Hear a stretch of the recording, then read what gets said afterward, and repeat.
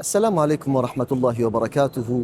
نحن الآن في حضرة سيد من سادات المؤمنين في جنة الله، الحسن والحسين سيدا شباب أهل الجنة.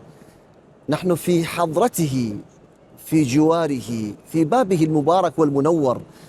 رسالة إلى الدنيا بأكملها. الإمام الحسين هو في مسيرة حياته، في جهاده، في حديثه، في كلماته، كان يحمل رسالة الإصلاح النبوية والمحمدية، وهو القائل: لم أخرج أشرا ولا بطرا ولا ظالما ولا مفسدا، وإنما خرجت لطلب الإصلاح في أمتي جد المصطفى، أريد أن آمر بالمعروف وأن أنهى عن المنكر.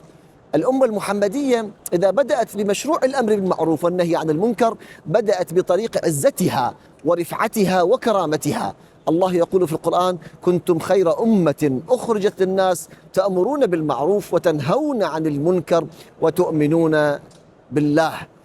الذي حقيقة يتقدم إلى هذا الإمام وإلى تاريخه وإلى مسيرته العلمية والمعرفية والجهادية وإلى أهل بيت النبوة يجد ذلك جليا في كل معاني حياتهم في الإصلاح والوحدة بين كل الأمة الإسلامية والأمة المحمدية. ختاما، سلام الله على كل الأحبة، سلام الله على الزائرين.